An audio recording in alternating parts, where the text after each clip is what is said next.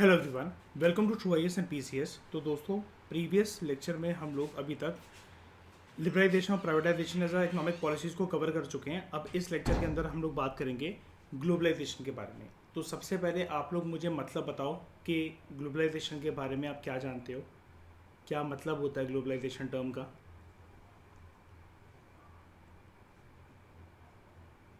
Good. Interconnectedness of our economy या फिर domestic economy with the global economy, right. और इसके अंदर एक कंसेप्ट आता है, मैंने आपको बताया था जब हम इसको आईआर के परस्पेक्टिव से। वैसे ग्लोबलाइजेशन एक आईआर का कंसेप्ट ही, इंटरनेशनल रिलेशंस का कंसेप्ट है, ठीक है। क्योंकि जहाँ पर ग्लोबलाइजेशन हो रहा है तो डेफिनेटली हम श्रेय बोल सकते हैं ना कि दो देशों के बीच में आपसी रिश्ते और समझौते बहुत अच्छे हैं, तभी वो अलाउ कर रहे हैं एक दूसरे के गुड्स को फ्लो करने के लिए, है ना।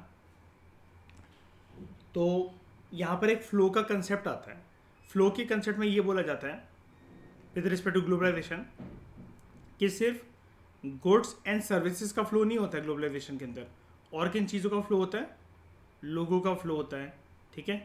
कल्चर का फ्लो होता है, आइडियाज़ का फ्लो होता है, कैपिटल का फ्लो होता है, टेक्नोलॉजी का फ्लो होता है। और इसकी वजह से हर एक कंट्री के अंदर दूसरी कंट्रीज़ के डिफरेंट फ्लेवर्स हमें देखने को मिलते हैं, ठीक है। और यहाँ से एक कंसेप्ट डिराइव होता है, इसके बारे में मैंने आपको बहुत कम बताया। वैसे मैं जनरली फ्लो वाली बात बोल के ही रुक जाता था, लेकिन कंटेम्प्रेरी वर्ल्ड पॉलिटिक्स वाली जो बुक है, जिसके अंदर जो चैप्टर नंबर 3 है यूएस की हेजीमनी वाला, तो उसमें हमें बताया जाता है कि यूएस ने कैसे अपने गुड्स एंड सर्विसेज को या फिर ग्लोबलाइजेशन के ऊपर पूरी कमांड अपनी डेवलप करके पूरी दुनिया को अपने रंग में ढालने की कोशिश कर रहा है यूएसए।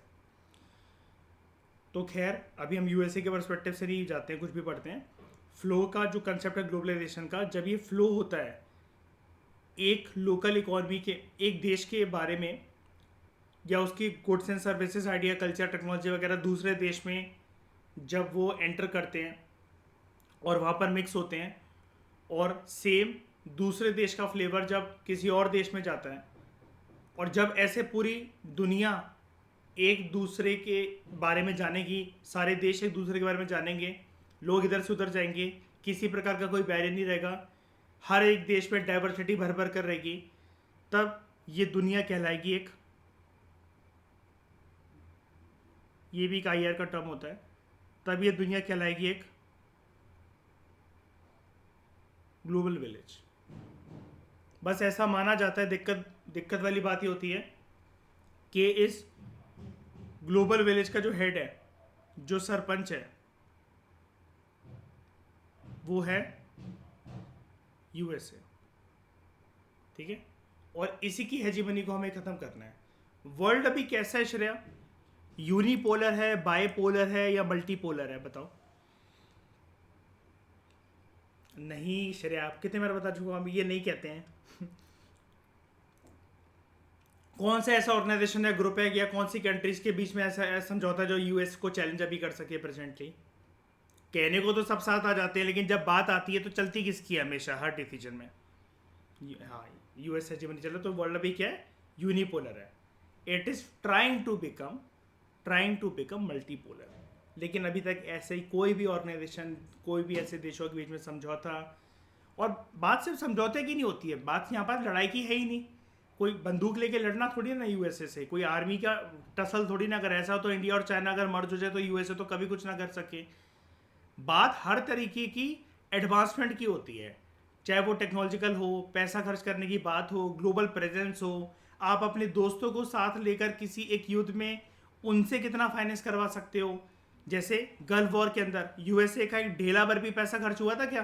फर्स्ट गल्फ वॉर और सेकंड गल्फ वॉर के अंदर सारी की सारी उसने कॉलेजें बनाई थी ना, दूसरे देशों को उसने साथ लिया था अपने, ठीक है। तो अभी वर्ल्ड क्या है? यूनिपोलर। कोल्ड वॉर के टाइम पे क्या था?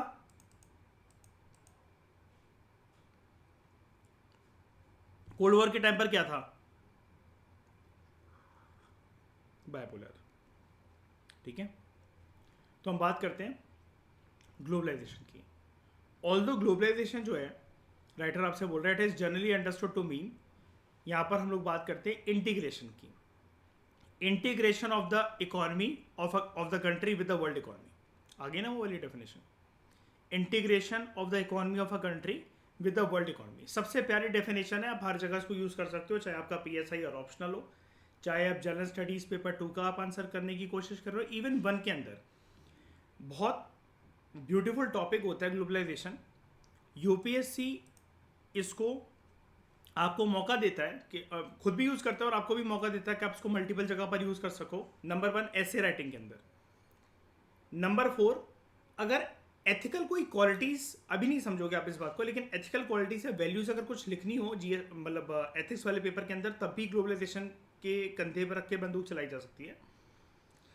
वो इसलिए क्योंकि आजकल की जो युवा पीढ़ी है या कुछ भी कोई भी जो लोग हैं, वो वेस्टर्न की तरफ ज़्यादा ओरिएंटेड है। तो वो जो इनको भूख लगी होती ना कि हमें मॉडर्न बनना है, हमें ये जो जिस जनरेशन को हम लोग जेनजी जनरेशन कहते हैं, या फिर हमें USA जैसी चीज़ें, पहनावा, बोलचाल, ये सब कुछ अपनाना है, तो हम अपने कल्चर को भूलते चले जाते हैं। ठीक है, तो आप GS पेपर 1 में भी आप इसको देखोगे ग्लोबलाइजेशन के टॉपिक को, जहाँ पर UPSC स्पेसिफिकली इसको यूज़ करता है। GS पेपर 2 में IR में आप इसको यूज़ करते हुए देखोगे, और GS पेपर 3 में इंटरनल सिक्योरिटी के डायमेंशन में आप इसको देखोगे। ठीक है, जब बात एक्सटर्नल सिक्योरिटी थ्रेट्स की भी आएगी। अब GS पेपर 1 में UPSC हर साल इंटरेस्टेड होता है कि वो ग्लोबलाइजेशन का इम्पैक्ट पूछता है। हर साल अलग अलग तरीके की क्वेश्चन पूछता है, हर ऑल्टरनेटिव ईयर या 2 साल में एक बार। ग्लोबलाइजेशन का इम्पैक्ट बच्चों के ऊपर क्या पड़ा, ग्लोबलाइजेशन का इम्पैक्ट औरतों के ऊपर क्या पड़ा, ग्लोबलाइजेशन का इम्पैक्ट बुजुर्ग व्यक्तियों के ऊपर क्या पड़ा, ग्लोबलाइजेशन का इम्पैक्ट हमारे कल्चर के ऊपर क्या पड़ा, ग्लोबलाइजेशन की वजह से क्या हम अपने लोकल कल्चर को भूलते चले जा रहे हैं क्या। मैंने आपको 2 टर्म बताई थी ना प्रीवियस लेक्चर में, कल्चरल होमोजेनाइजेशन है, कल्चरल हिट्रोजेनाइजेशन, है ना। तो USA एक कल्चरल होमोजेनिटी लाने की कोशिश कर रहा है कि उसकी जैसा कल्चर सब लोग अपनाएं। ठीक है, तो ये कॉम्प्लेक्स फिनोमेना है। तो ये ग्लोबलाइजेशन, सबसे बड़ी बात तो पैदा क्यों होता है, it is an outcome of the set of various policies that are aimed at transforming the world, कि दुनिया ज़्यादा इंटरडिपेंडेंस की तरफ बढ़े और इंटीग्रेशन की तरफ बढ़े। इंटरडिपेंडेंस वर्ड लिखा हुआ है, ना कि इंडिपेंडेंस। यानी कि दुनिया ये रियलाइज कर ले, एक देश ये रियलाइज कर ले कि उसके पास सारे रिसोर्सेस या सारी सुविधाएं नहीं हो सकती हैं, और उसको किसी न किसी देश का हाथ थामना चाहिए, एक दोस्ती का हाथ आगे बढ़ाना चाहिए, और जो चीज़ें उसके पास नहीं है वो दूसरे देश से बोरो कर ले, और जो सामने वाले के पास नहीं है ये देश उसको दे दे। और ऐसे करते करते जब पूरी दुनिया, इस दुनिया के सारे देश ये रियलाइज कर बैठेंगे, तो हम किसकी तरफ बढ़ चलेंगे, इस दुनिया को क्या बनाएंगे, ग्लोबल विलेज। ठीक है, तो it involves creation of networks and activities. Transcending का मतलब होता है लांघना। जैसे आप दहलीज पार कर जाते हो, अपने घर के दरवाजे से, मेन दरवाजे से बाहर निकले, आपने कोई लेटा हुआ है उसको क्रॉस कर दिया, उसको हिंदी में आप कहते हो ना कि ये उसको लांघ गया, तो लांघने को इंग्लिश में बोलते हैं ट्रांससेंडिंग। तो अब जब हम इसको ग्लोबलाइजेशन की टर्म्स में बात करें कि हम लांघ रहे हैं, यानी कि लांघ रहे हैं इसका मतलब किसी चीज को भूल रहे हैं, कुछ चीज पीछे छोड़कर उसको ट्रांसेंड कर रहे हैं, उसके बियॉन्ड जा रहे हैं। तो किसके बियॉन्ड जाना है हमें इकोनॉमिक बाउंड्रीज, सोशल बाउंड्रीज और जोग्राफिकल बाउंड्रीज को भूलना पड़ेगा कि नहीं, यही हमारी इकोनॉमिक बाउंड्रीज है, हम अलाउ नहीं करते हैं गुड्स को, ठीक है, आने के लिए, सर्विसेज को आने के लिए, इंपोर्ट ज़्यादा अलाउ नहीं करते हैं। नहीं, सोशल बाउंड्रीज यानी कि नहीं, हम दूसरे कल्चर के लोगों को अपने देश में आने नहीं देंगे, उनको सिटीजनशिप नहीं देंगे, उनको काम नहीं करने देंगे, वो लोकल जॉब्स वगैरह पालेंगे। जोग्राफिकल बाउंड्रीज यानी कि हम अपने कॉन्टिनेंट या फिर एक रीजन में ही ट्रेड करेंगे, व्यापार करेंगे, हमें दूर दराज के इलाकों में नहीं जाना है। जैसे एक हमने श्रेया करंट अफेयर पढ़ा था, अगर आपको याद हो, लैटिन अमेरिकन कंट्रीज़ का, कि इंडिया में उनकी प्रेजेंस कहाँ पर है। तो जब हम उसको पढ़ रहे थे तो हमें लग रहा था कि यार इंडिया यहाँ पर अपना बोलबाला बना चुका है, जबकि चाइना उससे 20 कदम आगे चल रहा है वहाँ पर लैटिन अमेरिकन कंट्रीज़ के अंदर, ऑलरेडी प्रेजेंस वो अपनी बना चुका है। जबकि कहाँ है उनकी लोकेशन और कहाँ है इंडिया और चाइना, राइट। लेकिन फिर भी अपॉर्चुनिटी है, क्योंकि यूएसए उन साउथ अमेरिकन कंट्रीज को, लैटिन अमेरिकन कंट्रीज को हेल्प नहीं करता है। तो अगर ऐसे देशों के साथ वो आगे बढ़ चले तो इससे एक तो प्रमोट होगा कौन सा कॉपरेशन शेयर पढ़ा था ना हमने, साउथ साउथ कॉपरेशन, है ना, और वो भी डेवलपिंग पाथ पर है और इंडिया और चाइना मतलब ये एशियन इकोनॉमी भी डेवलपिंग पाथ पर है। तो कल को वो ज़्यादा रिलाय हमारी तरफ कर सकेंगे, ज़्यादा ओरिएंट हमारी तरफ हो सकेंगे और उनकी मदद करके उनको उनके यहाँ डेवलपमेंट लाकर हम अपनी जीडीपी को, अपनी नेशनल इनकम वगैरह को बूस्ट कर सकते हैं, हम और चाइना, मतलब इंडिया और चाइना। तो जो ग्लोबलाइजेशन है, it attempts to establish links in such a way that the happenings in India can be influenced by events happening miles away. तो it is turning the world into one whole और creating a borderless world. अब ये line को एक बारी sir हम prove करते हैं, ये लाइन आपको समझ में नहीं आई होगी।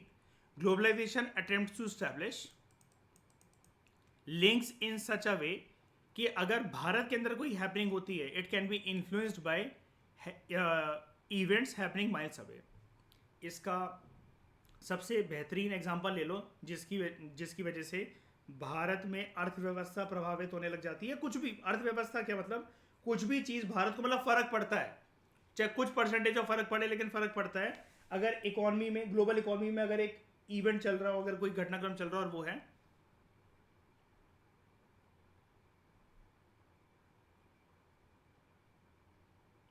गल्फ वॉर्स या फिर मिडल ईस्टर्न कंट्रीज के अंदर किसी न किसी प्रकार का क्राइसिस, ओके। अब ग्लोबलाइजेशन हमें किस किस तरीके से देखने को मिलती है, इसके आउटकम हमें किस किस तरीके से देखने को मिले। सबसे पहले outsourcing.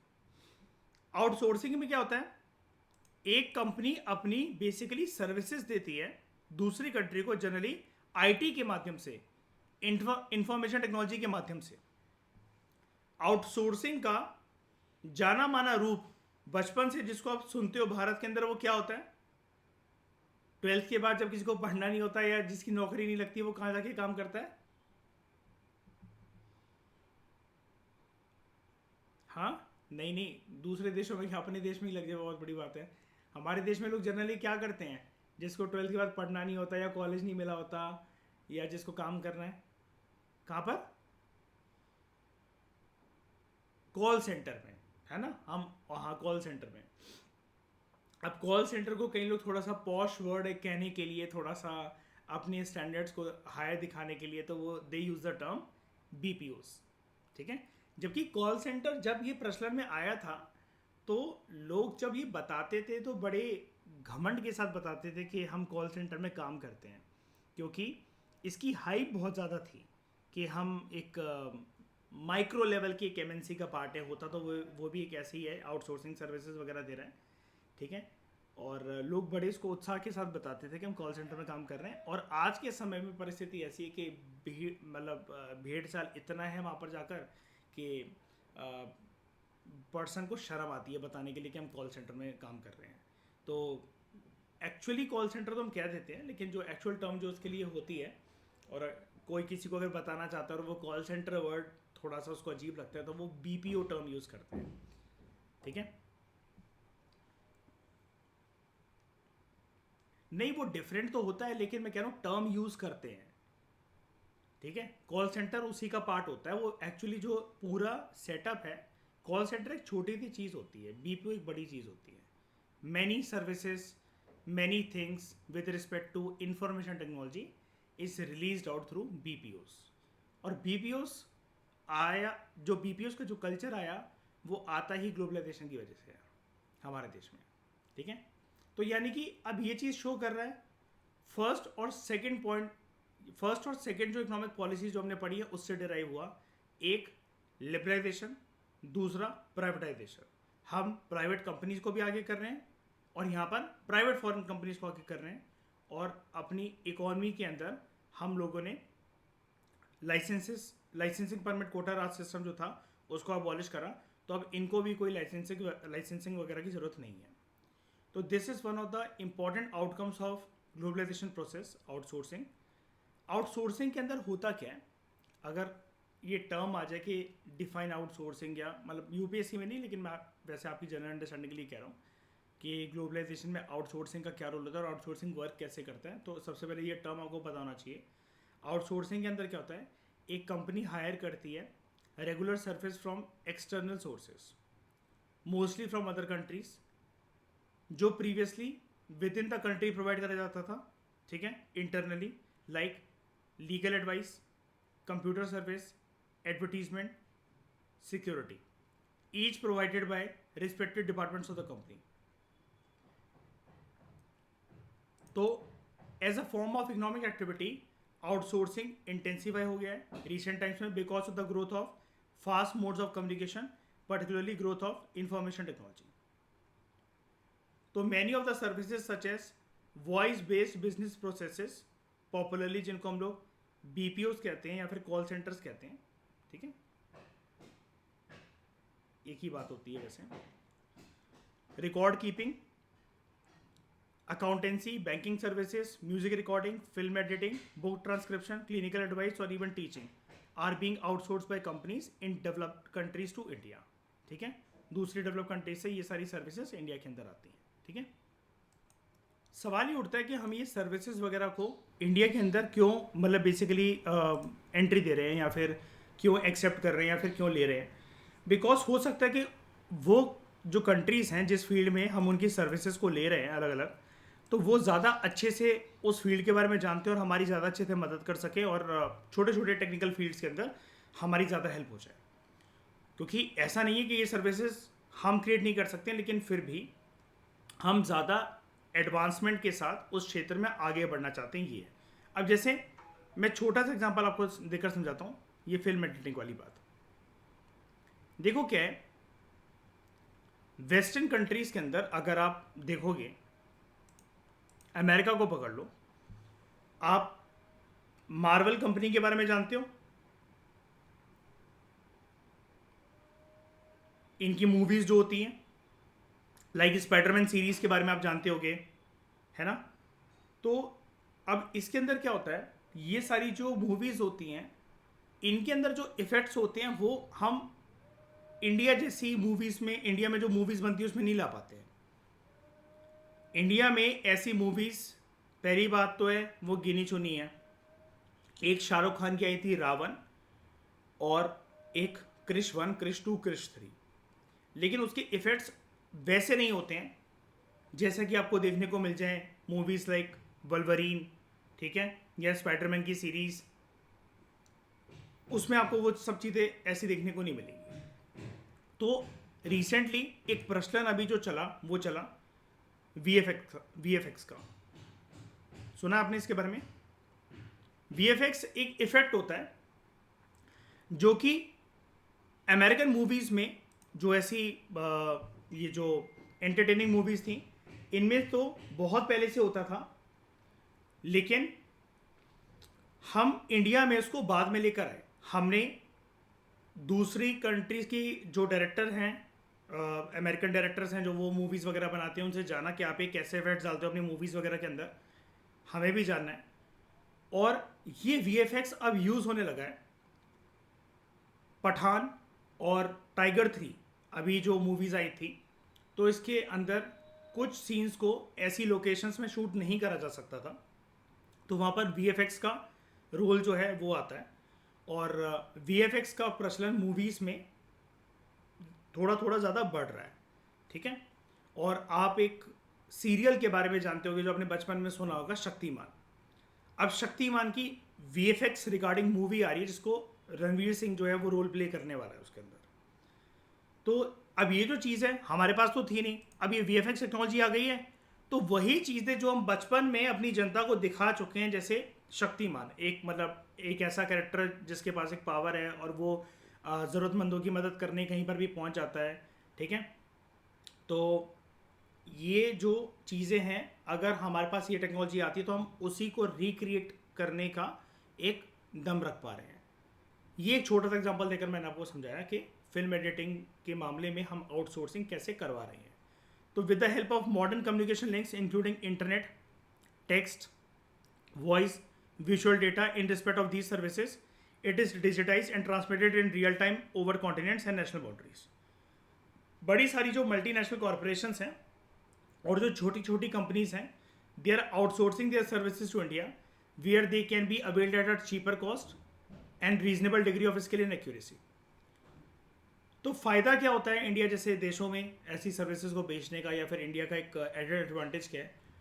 Low wage rates and availability of skilled manpower in India have made it a destination for global outsourcing in the post-reform period. और post-reform period की बात मतलब ये LPG reform period की बात कर रहे हैं 1991 के बाद, ठीक है।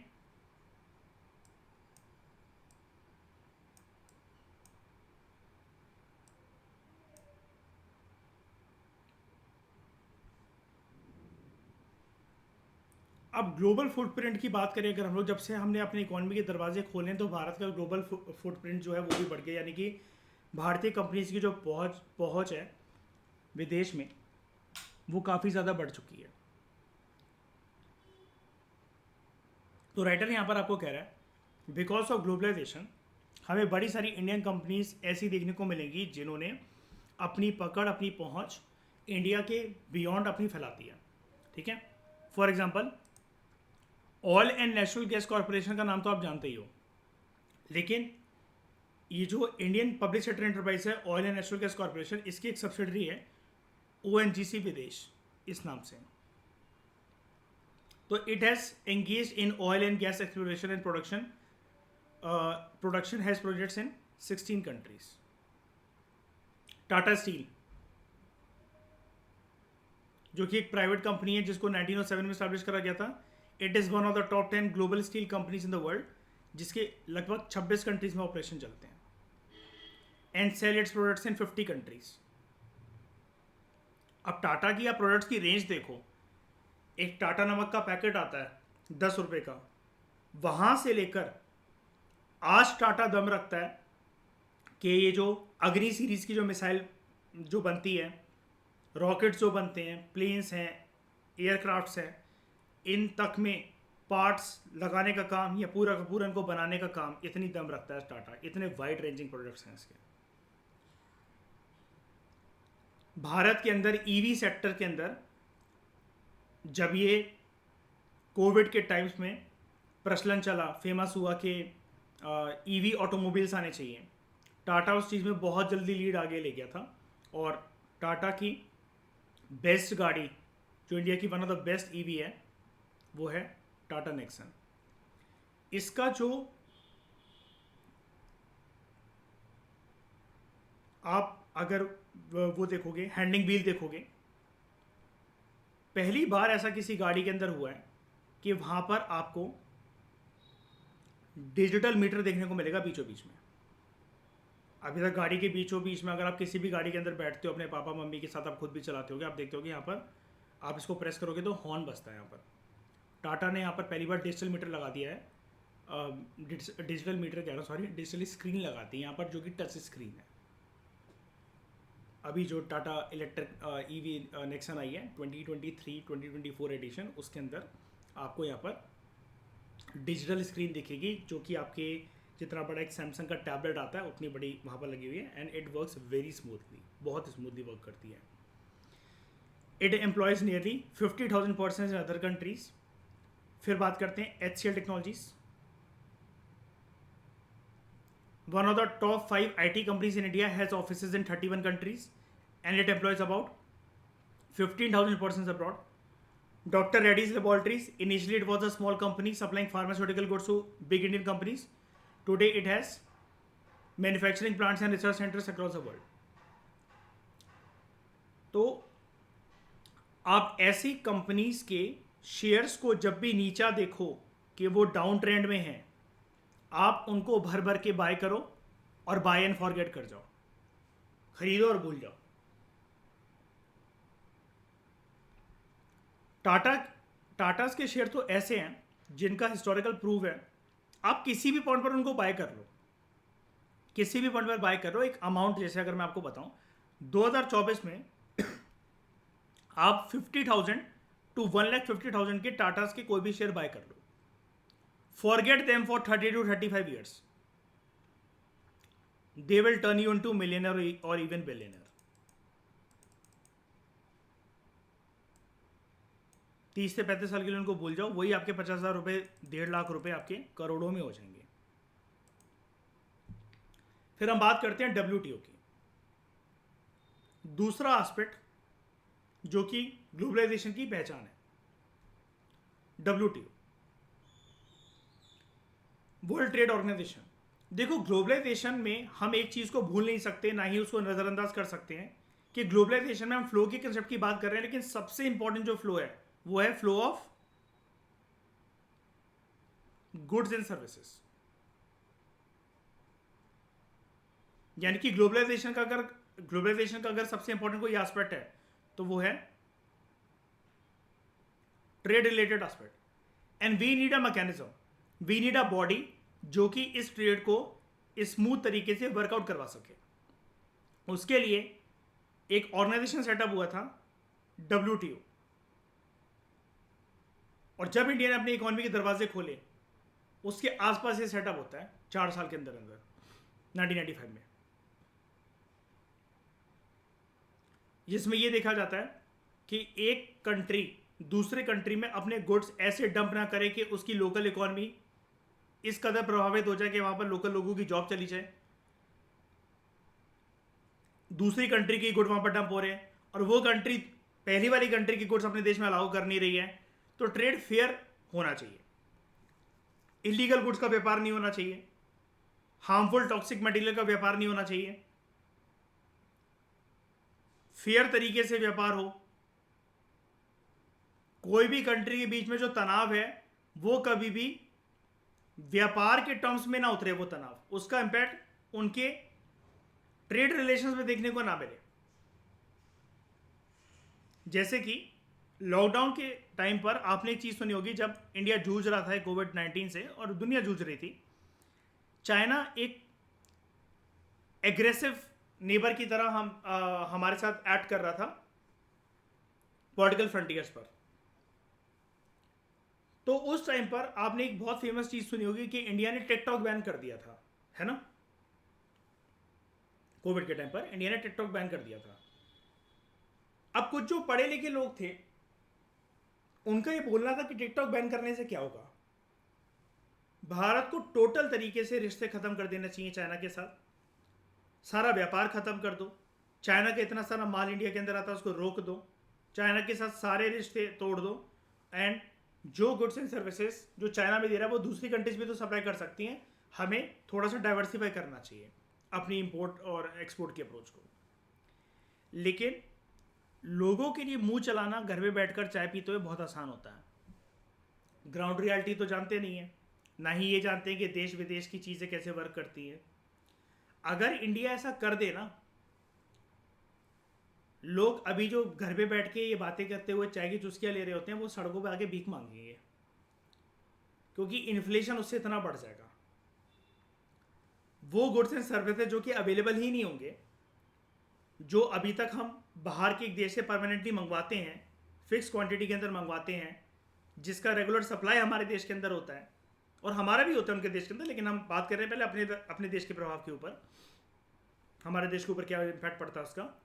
अगर हम उसको एकदम से रोक दें तो जनता की गुड्स एंड सर्विसेज की उनकी डिमांड होती है, सप्लाई उनकी रुक जाएगी तो प्राइसेस शूट करेंगे, फिर ऐसे लोग दोबारा सड़कों पे उतरेंगे और सरकार को ब्लेम करेंगे।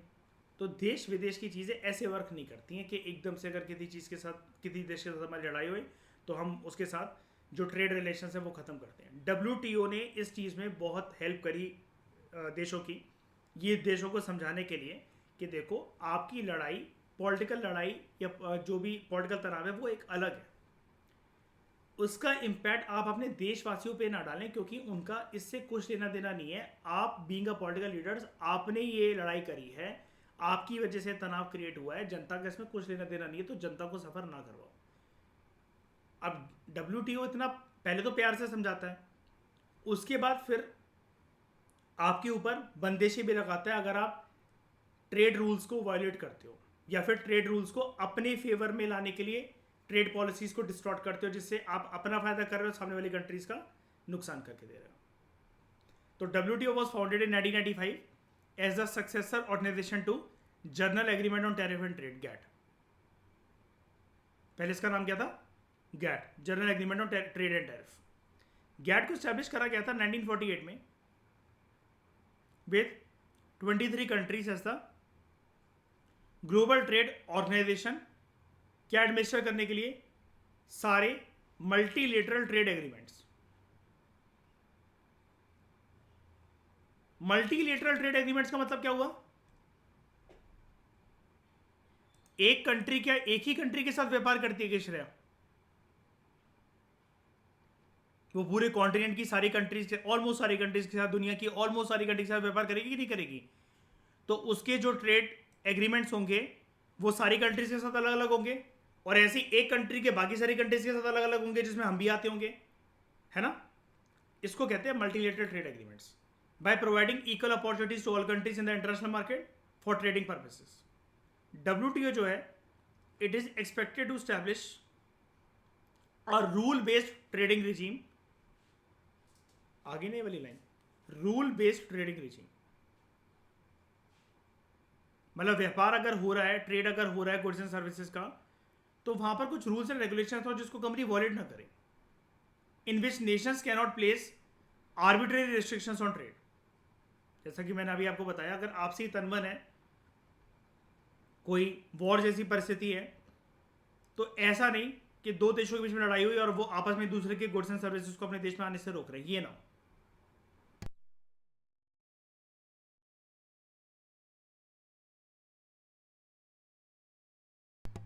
In addition, its purpose is also to enlarge production and trade of services. ये इंश्योर करने के लिए, to ensure optimum utilisation of world resources and to protect the environment. WTO के जो एग्रीमेंट्स हैं वो कवर करते हैं ट्रेड रिलेटेड बातों को, गुड्स के अंदर भी एज वेल एज सर्विसेज के अंदर भी, ताकि इंटरनेशनल ट्रेड जो है वो आगे बढ़ सके। बायलेटरल दो देशों के बीच में, मल्टीलेटरल मतलब एक देश का व्यापार बड़े सारे अन्य देशों के साथ। और WTO ये देखता है कि दूसरा देश चालाकी ना करे अपने फायदे के लिए कि वो टैरिफ या फिर नॉन टैरिफ बैरियर्स लगा रहा है। हर तरीके के ट्रेड बैरियर्स को, टैरिफ बैरियर्स को वो रिमूव करे, चाहे वो टैरिफ हो चाहे वो नॉन टैरिफ बैरियर्स हो, और ग्रेटर मार्केट एक्सेस मिले सभी देशों को एक दूसरे के देश में।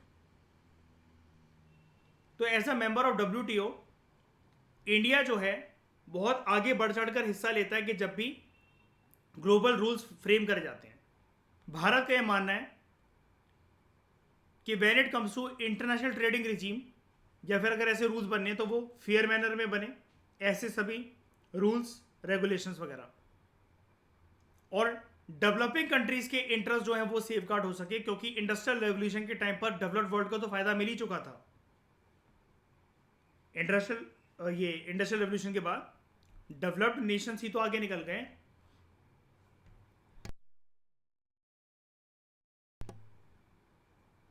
तो हमारी तरफ टेक्नोलॉजी ज़्यादा आनी चाहिए, हमारे लिए जो रिस्ट्रिक्शंस हैं वो थोड़ी सी लिबरल होनी चाहिए as compare to developed nations. तो India has kept its commitment towards liberalisation of trade made in the WTO। India ने क्वांटिटेटिव रिस्ट्रिक्शंस रिमूव करी, इंपोर्ट के ऊपर पहले लगाता था ना भारत के, इससे ज़्यादा इंपोर्ट नहीं हो सकता, और बहुत हाई ट्रेड बैरियर या टैरिफ बैरियर्स लगा देता था कि वो गुड्स महंगे हो जाते थे तो वो डिस्करेज हो जाएंगे, इंपोर्ट हो ही नहीं सकेगा। तो भारत ने ये जो क्वांटिटेटिव कि इतनी इतनी क्वांटिटी का गुड ही हमारे देश आ सकेगा, ऐसे बैरियर्स को रिमूव कर दिया है, and by reducing tariff rates to.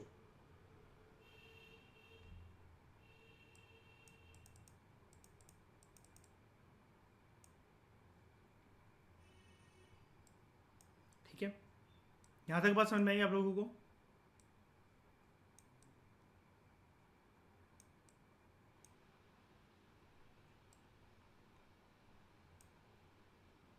बताओ, कोई दिक्कत यहां तक? अब मुझे एक बात बताओ, जब ग्लोबलाइजेशन ऐसे बढ़ता है गुड्स एंड सर्विसेज की फॉर्म में, तो कौन से दो सेक्टर्स लीड लेने लगेंगे हमारे देश में जो अभी तक नहीं ले रहे हैं, जिनका कंट्रीब्यूशन ज़्यादा होना चाहिए GDP में? Service and manufacturing sector, goods के माध्यम से मैन्युफैक्चरिंग सेक्टर, और बीपीओ कॉल सेंटर वाले चीज़ों की वजह से सर्विस सेक्टर। कुछ स्कॉलर्स या क्वेश्चन करते हैं कि यूजफुलनेस क्या है इंडिया की being a member of WTO, क्योंकि major volume of international trade जो है it occurs among the developed nations. Developed nations ही आपस में व्यापार करते हैं, तो इंडिया जैसे जो डेवलपिंग नेशंस हैं उनका फायदा ही क्या है डब्ल्यूटीओ का मेंबर बनने से। ये स्कॉलर्स मतलब क्रिटिसाइज कर रहे हैं बेसिकली कि डब्ल्यूटीओ का मेंबर बनने से कोई फायदा नहीं है। ये एक अमेरिकन ऑर्गेनाइजेशन है, अमेरिकन बॉडी है, और वेस्टर्न नेशंस के बीच में, उन देशों के बीच में आपस में व्यापार होता है, वही आपस में एक दूसरे से होने वाले व्यापार का फ़ायदा उठाते हैं, जिसका फ़ायदा उन्हीं को मिलता है, ना कि डेवलपिंग नेशंस को। They also say that while developed countries file complaints over agricultural subsidies given in their countries, developing countries feel cheated as they are forced to open their markets for developed countries but are not allowed access to the markets of the developed countries। ये चीज़ मैंने आपको बताई थी जब India को बोला गया था आईएमएफ और वर्ल्ड बैंक के द्वारा कि भारत अपने दरवाजे खोले दूसरे देशों से आने वाले गुड्स एंड सर्विसेज के लिए। मैंने आपको वहां पर एक बहुत इंपॉर्टेंट चीज़ बताई थी कि देखो होता ये है, हम तो अपने दरवाजे खोल लेते हैं इकॉनमी के, बाहर से जितने भी गुड्स एंड सर्विसेज आने हैं वेस्टर्न कंट्री से, यूरोपियन कंट्री से, वो अलाउ करे जाते हैं, लेकिन सेम क्वांटिटी के गुड्स एंड सर्विसेज हमारे देश से उनके देश में जाएंगे तो ये दूसरा देश अलाउ नहीं करता। वो नेशंस जो होते हैं, मैं डेवलप्ड नेशंस की यहाँ पर बात कर रहा हूँ, डेवलपिंग नेशंस की goods and services developed Nations में जब जाते हैं तो वो हमारे ऊपर बैरियर लगाते हैं, रिस्ट्रिक्शंस लगाते हैं, आज भी लगाते हैं। और हम जो हैं अपने देश में किसानों के प्रोटेक्शन के लिए एग्रीकल्चर सब्सिडीज जो है वो देते हैं। वेस्टर्न कंट्रीज, डेवलप्ड कंट्रीज हमें बोलती हैं ये एग्रीकल्चर सब्सिडीज देना बंद करो because they are a burden on government exchequer, government finance के ऊपर बर्डन है सब्सिडी देना। और किसानों की इतनी मदद क्यों कर रहे हो कि उनको फर्टिलाइजर इतने सस्ते रेट का, पेस्टिसाइड वीडिसाइड इतने सस्ते रेट के, HIV वैरायटी ऑफ सीड्स इतने सस्ते रेट के आप दे रहे हो। तो मतलब कुल मिलाकर एग्रीकल्चर सब्सिडी जिस भी चीज़ के लिए आप वो सब्सिडी देना ख़त्म करो।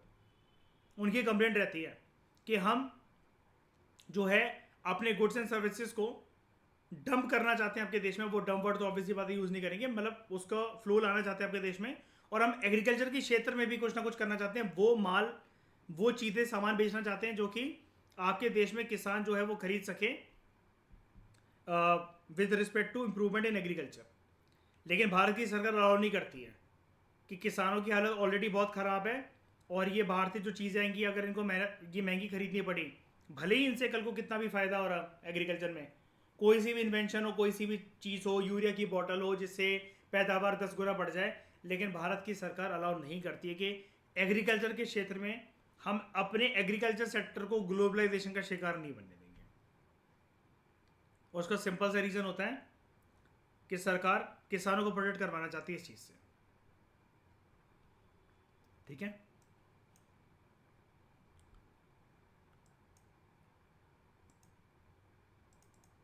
तो इस डिस्कशन में दोस्तों फिलहाल इतना ही। Thank you very much for discussion.